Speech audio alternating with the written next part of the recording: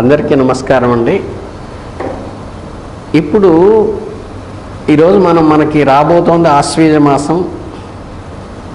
ఆశ్వీజ మాసంలో శుక్లపక్షంలో ఆశ్వీజ శుద్ధ పాడ్యమి నుంచి దశమి వరకు వచ్చేటువంటి ఏవైతే నవరాత్రులు అంటారో దేవీ నవరాత్రులు అంటారు. అంటే ఏంటంటే మనకి ఈ అయ్యవారికి చేసేటువంటివి విష్ణుమూర్తికి కానీ శివయ్యకి కానీ మనం అర్చన ఏ విధంగా చేస్తూ ఉంటామో, అమ్మవారికి అంటే ఏంటంటే ఇది శాక్తేయము, వైష్ణవము, వైఘానసము, శైవము అని ఉంటాయి. ఈ శైవ ఆరాధనలో అంతా కూడా శివుడికి సంబంధించిన ఆరాధన ఎక్కువ చేస్తూ ఉంటారు. అలాగే మనకి వైష్ణవ ఆరాధనలో కానీ వైఘానసంలో కానీ పాంచరాత్ర ఆగమంలో కానీ ఈ ఆగమాల్లో ఏంటంటే విష్ణుమూర్తి ప్రధానంగా మనం అర్చన చేయటం అనేది జరుగుతుంది. కనుక ఈ శాక్తేయంలో వచ్చేసి ఏంటంటే శక్తి స్వరూపిణి అమ్మని ఎక్కువగా అమ్మ యొక్క శక్తిని కొలవటం జరుగుతుంది. మీకు ప్రధానంగా ఏంటంటే ఈ వైష్ణవంలో ఎక్కువ ఏంటంటే ఆధ్యాత్మికతగా ఉండి ధార్మికమైన విషయాలకి ఎక్కువ ఉంటుంది. శివయ్య కూడా శివైక్యానికి కానీ ఇటు బోళాశంకరుడిగా ఉంటాను కానీ కొన్ని కోరికలిసడానికి ఉంటుంది. కానీ శాక్తేయంలో ఉన్నటువంటి ప్రధానమైన గొప్పతనం ఏంటంటే మీకు తండ్రికి తల్లికి డిఫరెన్స్ తెలుసు. తండ్రి ఎప్పుడూ కూడా మనని రెక్టిఫై చేయటం కోసము, ఒక క్రమశిక్షణలో పెట్టడం కోసము, అవసరం అయితే ఏంటంటే దాన్ని కంట్రోల్ చేసి అంటే మన కోరికలని తగ్గించి మన క్రమబద్ధతలో పెట్టడానికి సహకరించేవాడు తండ్రి. కానీ తల్లి మనసు ఏమిటంటే మన మనసును అర్థం చేసుకుని మనకి అవసరమైనటువంటి కోరికలన్నీ తీర్చి మన ఇష్టాలు సమకూర్చి చక్కగా ఏది కావాలంటే ఇది వండి పెట్టి మన వృద్ధిలోకి రావడం కోసం కోరుకునేది తల్లి. అందుకని ఏంటంటే అమ్మవారి యొక్క గొప్పతనం ఏంటంటే అమ్మవారికి అభీష్ట సిద్ధిస్తుంది. ఫస్ట్ మీకు మనం పుట్టినప్పటి నుంచి శివైక్యం పొందటం అనేది చివరి మెట్టు, మోక్షం అనేది చివరి మెట్టు.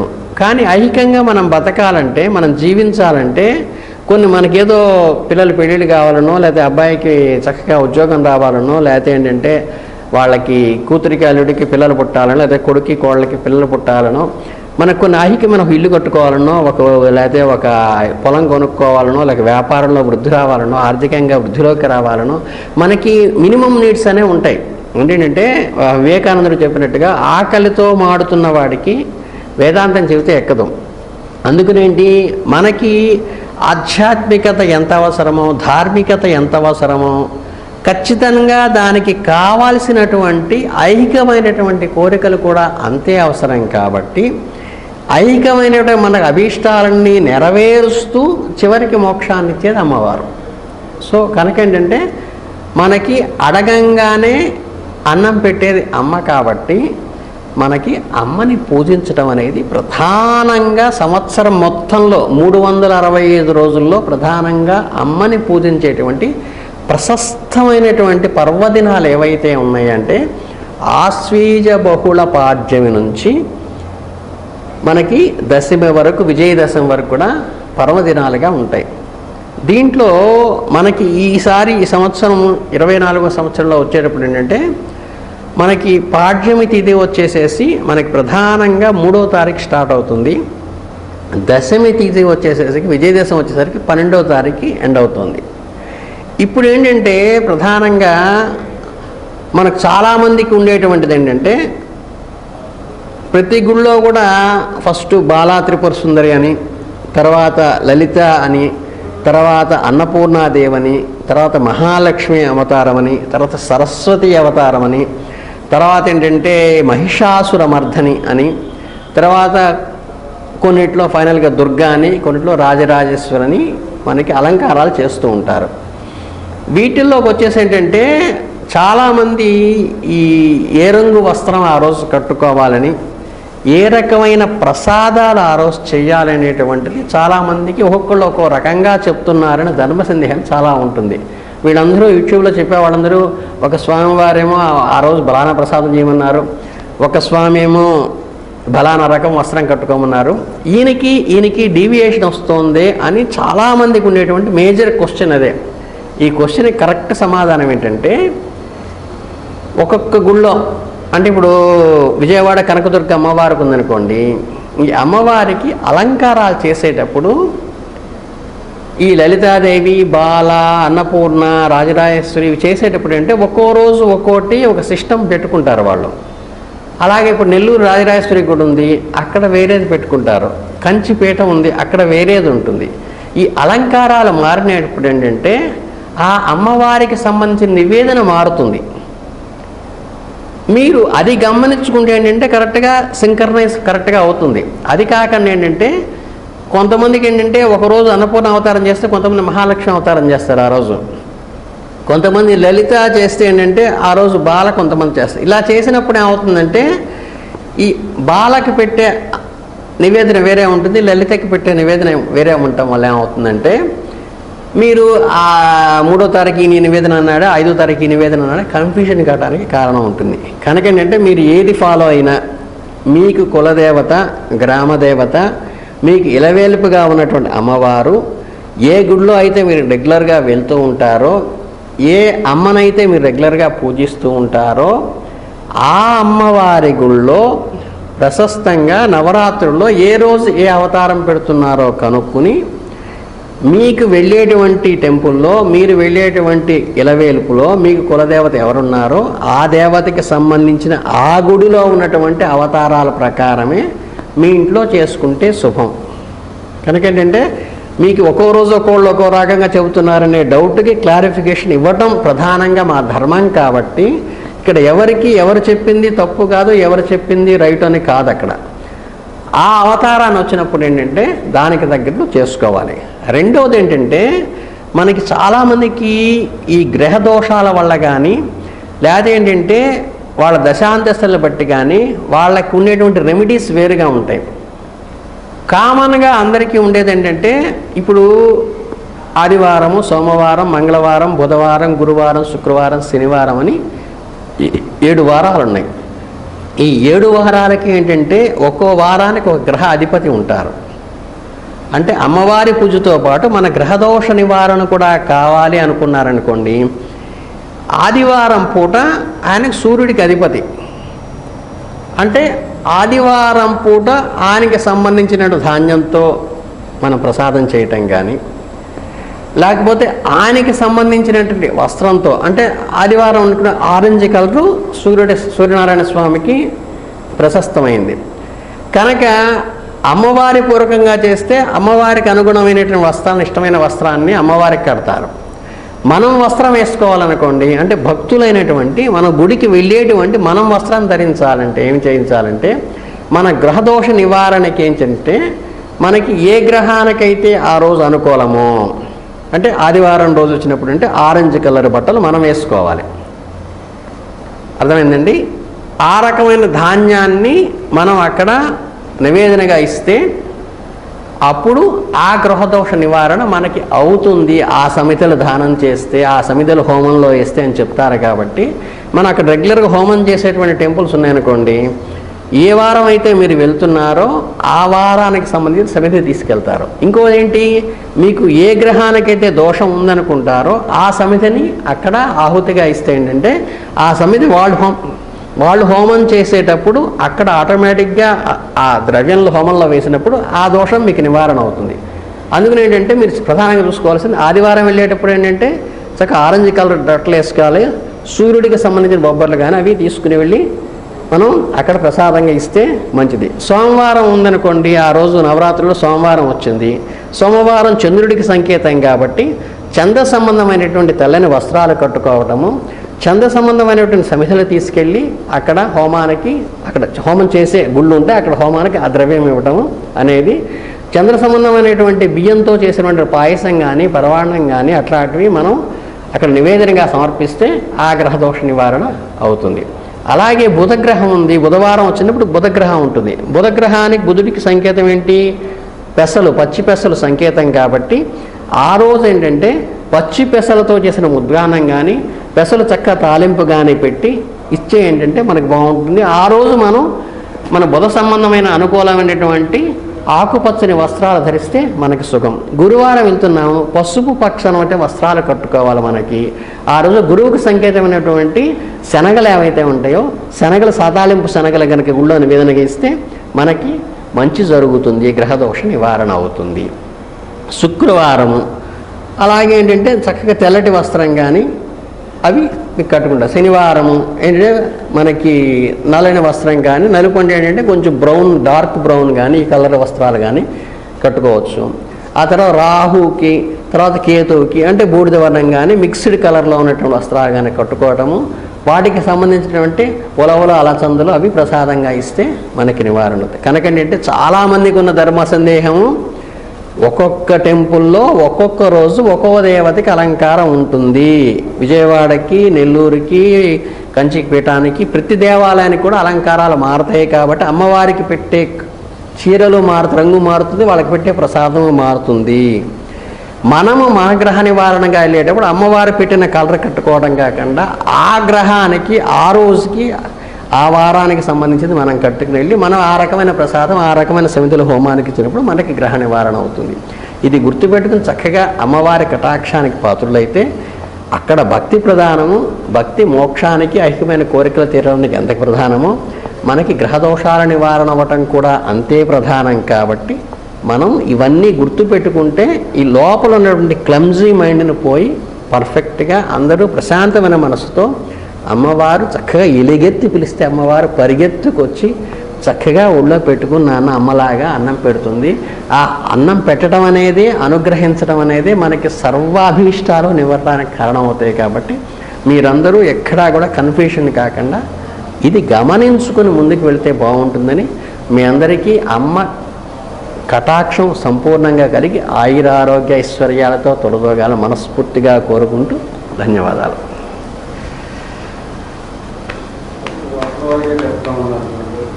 అనుకున్నాను. శ్రీ గురుభ్యో నమ. శ్రీ మహాగణాధిపతి నమ. సరస్వత్యై నమ. ఓం శ్రీమాత్రే నమ. క్రోధీనామ సంవత్సరము అక్టోబర్ మాసం ఆశ్వజ మాసము ఫలితాలు మనం చూసుకున్నట్లయితే రాబోయేటువంటి అక్టోబర్ మాసంలో ఆశ్వజ మాసం ఉంటుంది. ఈ యొక్క మిథున రాశి యొక్క ఫలితాలు చూసుకున్నట్లయితే మనము మిథున రాశిలో ముఖ్యంగా మృగశిర నక్షత్రం 3-4 పాదాలు, ఆర్ద్ర నక్షత్రం 4 పాదాలు, అట్లాగే పునర్వసు నక్షత్రం 1-2-3 పాదాలు. ఈ యొక్క రకమైనటువంటి మిథున రాశి యొక్క సంచారం చూసుకున్నట్లయితే గ్రహ సంచారంలో కుజుడు జన్మం నుంచి 2వ స్థాన సంచారము, అట్లాగే రవి చతుర్థం నుంచి 5వ స్థాన సంచారము, బుధుడు 5 నుంచి 6లో సంచారము, 4 నుంచి 5 సంచారము, శుక్రుడు 5 నుంచి 6లో సంచారము, కేతువు 4లో సంచారము, అట్లానే వక్రగత అయినటువంటి శని 8వ సంచారము 9 నుంచి, అట్లాగే శని యొక్క రాహువు 10వ సంచారము, వక్రగత అయినటువంటి గురువు 12 నుంచి ఏకాదశం వీక్షణ. ఈ యొక్క స్థితిని చూసినట్టయితే ముఖ్యంగా మిథున రాశి వారికి కుజుడు యొక్క ప్రభావం అత్యధికంగా కనబడుతుంది. కాబట్టి తన కోపమే తనకు శత్రువనని ఉంటుంది. కాబట్టి కోపగించుకోవడం తగ్గించుకోవడం మంచిది. ఇంట్లోనూ కూడా బయట కూడా అకారణంగా కోపించుకోవటం, అకారణమైన అనారోగ్యం రావటము, త్వరితగతిన రక్త సంబంధమైనటువంటి ఇబ్బందులు కలగటము, భుజాలకు సంబంధించి కానీ ఈ యొక్క ఇబ్బందులు కలిగే అవకాశం ఉంటుంది. అట్లాగే ఈ జన్మంలో కుజుడు సంచారం వల్ల తొందరగా ఏది అర్థం చేసుకున్నా ప్రతి దానికి కూడా ఒక పదార్థంగా దాన్ని తీయటం, దాన్ని మీరు ల్యాక్ చేయటం, దానివల్ల ఇబ్బందులు పాల్గొనడం అవకాశం ఉంటుంది. కుటుంబంలో కూడా కలహాలు ఏర్పడుతుంటాయి. అకారణంగా ఎటువంటి పదాలు వాడకపోయినా మీరే తప్పు చేశారు అని చెప్పి ఒక బండరాయి వేసే అవకాశం ఉంటుంది. కాబట్టి ఆచితూచి వ్యవహరించడం, కుటుంబంలో కూడా విషయాల్లో జాగ్రత్తగా ఉండడం మంచిది. అట్లాగే రవి చతుర్థం నుంచి 5వ స్థాన సంచారం వల్ల పైచక్రోపాపం కానీ, అసిడిటీ ప్రాబ్లం కానీ, లేదైనా తిన్నది సరిగ్గా ఏదైతే ఉంటుందో భోజనానికి నిదానంగా కూర్చోవటం, అంటే అకాలంగా భోజనం చేయటము, అట్లాంటి విపరీతమైనటువంటి కొంత అనారోగ్యం అనేది సూచిస్తడం జరుగుతుంది మిథున రాశి వారికి. అట్లానే సంతానం వల్ల కూడా మొండిగా వ్యవహరించడము, సంతానానికి కూడా కొంత అనారోగ్యం ఉండడం జరుగుతుంది. జాగ్రత్తగా చూసుకోవడం మంచిది. అట్లాగే ఎక్కడైతే పేరు తెచ్చుకుంటారో అక్కడే పేరు కొంతవరకు పోయే అవకాశం ఉంటుంది, జాగ్రత్తగా ఉండండి. ఈ విధమైనటువంటి ఇబ్బందులు అనేవి కలగజేస్తున్నారు. మంత్రోపాసన ఒక జపం చేయడం మొదలుపెట్టండి, అప్పుడన్నా కొంత తగ్గుతుంది. బుధుడు కూడా ఈ యొక్క చతుర్థ నుంచి పంచమ సంచారం వల్ల, బుధుడు బుద్ధిమాంద్యం వల్ల పైత్య ప్రకోపములు అనేవి కొంత ఇబ్బందిగా ఉంటాయి. కాబట్టి తినేటప్పుడు జాగ్రత్తగా అసిడిటీసు అటువంటివి రాకుండా తొందరగా జీర్ణ వ్యవస్థలో అయ్యేటట్టుగా తీసుకోవటం మంచిది. బుధుడు వల్ల కొద్దిగా బుద్ధిమాంద్యం ప్రదర్శించిన దానివల్ల ఇబ్బందులు కలిగే అవకాశం ఉంటుంది. కాబట్టి బుద్ధి ప్రదర్శన చేసేటప్పుడు జాగ్రత్తగా చేయండి. అవతల మనిషి ఎలా ఉన్నాడు, మనం ఎలా ఏం చేస్తున్నాం అనేది. అట్లాగే శుక్రుడు 6లో సంచారం వల్ల కొంతవరకు మీ వ్యాపారం చేసే చోట కానీ లేదా రుణం తీసుకున్న చోట కానీ మిమ్మల్ని ఒత్తిడి చేసే అవకాశం ఉంటుంది. రుణం తీసుకున్నారు కదా, తొందరగా చెల్లించండి అని చెప్పి, ఇంకా సమయం ఉంది కదా అని చెప్పినా కూడా వాళ్ళని వినకపోవటం జరుగుతుంది. అట్లానే ఇంట్లోనే భార్య కానీ లేదా మీకు కలుసున్నటువంటి తోబుట్టువులు కానీ క్లోజ్ ఫ్రెండ్స్ కానీ ఇబ్బందులు పాలు చేసే అవకాశం ఉంటుంది మిమ్మల్ని. కాబట్టి జాగ్రత్తగా ఉండడం మంచిది వాళ్ళతో కూడా. రుణ రోగాదులు ఏవైతే ఉంటాయో, కాబట్టి రుణ రోగాదులు ఏవైతే ఉన్నాయో అవి రుణం కొంత లగ్జరీ లైఫ్ గడపాలనుకుంటారు, దానివల్ల రుణం చేస్తారు. కాబట్టి కొంత తక్కువగా ఖర్చు పెట్టుకోవడం అనేది సూచితంగా చెప్తున్నాము. కాబట్టి తక్కువగా ఖర్చు పెట్టుకోండి. రాబోయే కాలం ఇంకా ఇబ్బందులు పాలు అవుతారు. కాబట్టి అలా అప్పులు చేయకుండా కొంతవరకు పొదుపు చేయటం నేర్చుకోవటం మంచిది. అట్లనే శుక్రుడు 6లో సంచారం వల్ల సొంత వాళ్ళే అంతే, సొంత భార్య భర్తో మిమ్మల్ని ఇరుకుని పెట్టే అవకాశం ఉంటుంది. కొన్ని పదాలు పడి లేదైనా అక్కడ ఉన్న పరిస్థితుల రీత్యా అది మీరు నొచ్చుకొని ఉండటము, నేను ఏం చెప్పినా ఇంతేనా ఉండడము, ఇంట్లో కూడా వాళ్ళు కూడా నా మాట వినకపోవటం అయింది, మనం ఇంత కష్టపడుతున్నామే, ఇంత రుణం చేస్తున్నాము, అయినా మనకు ఇంట్లో వాళ్ళు బాగుండాలి కదా అని చెప్పి మీరంతా మనసులో భావం చేసినా అవతల మనిషికి అవసరం లేదు, వాళ్ళకి కావాల్సింది డబ్బు. అట్లాగే కేతు చతుర్థంలో ఉండటం వల్ల ప్రయాణాలు చేసేటప్పుడు జాగ్రత్తగా ఉండడం మంచిది. బంధువుల్లో ఒకచో మరణ వార్త వినడం, దుర్వార్త శ్రవణం అనేది జరిగే అవకాశం ఉంటుంది. తల్లికి సంబంధమైన అనారోగ్యాల సూచనలు ఉన్నాయి. మీరు కూడా ముఖ్యంగా నడుము నొప్పులు ఉన్నట్లయితే మళ్ళీ పునరావృతంగా నడుము నొప్పి ఎక్కువగా అయ్యే అవకాశం ఉంటుంది. కొంత జాగ్రత్తగా ఉండడం మంచిది. అట్లాగే ఈ యొక్క శని వక్రగతి వల్ల, అష్టమస్థాన సంచారం వల్ల ఎన్ని ఆరోగ్య ఇబ్బందులు వచ్చినా శని కొంత యోగాన్ని ఇస్తున్నాడు కాబట్టి దాని నుంచి బయటపడే అవకాశం ఉంటుంది. కొన్ని కష్టాలు మాత్రం సహజంగా ఉంటాయి. ఏ పని మొదలుపెట్టినా కష్టంతో ప్రారంభం అవుతుంది కదా, అందరికీ కదా. మనం ఎంత కష్టపడినా ఇంకా సుఖపడే యోగం లేదా అనుకుంటూ ఉంటారు. కాబట్టి రాబోయే కాలంలో ఉంది, ప్రస్తుత కాలం ఇబ్బందులు పడినా కూడా. అట్లానే రాహువు మీకు ఈ యొక్క 10వ స్థాన సంచారం వల్ల వృత్తిరీత్యా ఉండేటువంటి వారు ఎవరైతే విదేశీయానానికి సంబంధించి అర్జీ పెట్టుకునేవారు విదేశీయానం పెట్టుకోవచ్చు.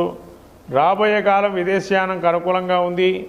అట్లనే విదేశీ విద్య ఏదైతే మీరు రాబోయే అక్టోబర్లో పెట్టుకునేటువంటి వారు ఎవరైతే ఉన్నారో దాన్ని కూడా పెట్టుకోవచ్చు. కాబట్టి ముఖ్యంగా ఇంకా మనం చూసుకున్నట్లయితే ఈ గురుడు వక్రగతి వల్ల ద్వాదశ స్థానం నుంచి ఏకాదశంలో సంచార వీక్షణ ఉంది కాబట్టి గురువు అనుగ్రహం కొద్దిగా తగ్గింది కాబట్టి కానీ కష్టాలు అనేవి సహజంగా వస్తాయి. కాబట్టి మిథున రాశి వారికి మొత్తం మీద చూసినట్టయితే వీరి ఫలితాలు చూసినట్టయితే 50% మిశ్రమంగా గోచరిస్తున్నాయి. 50%గా శుభాశుభ మిశ్రమంగా గోచరిస్తుంది. కాబట్టి ముఖ్యంగా వీడు చేయాల్సిన ఆరాధన ఏంటంటయ్యా అంటే ఈ యొక్క శుక్రుడు అమ్మవారి యొక్క కవచం అంటే లక్ష్మీ కవచం కానీ మహాలక్ష్మి అష్టకం కానీ లేదా ఇక్కడ కుంకుమార్చన చేసుకోవటం కానీ అమ్మవారి గుడికి వెళ్ళి శుక్రవారం రోజు ఆ శుక్రుడు అనుగ్రహం కలుగుతుంది.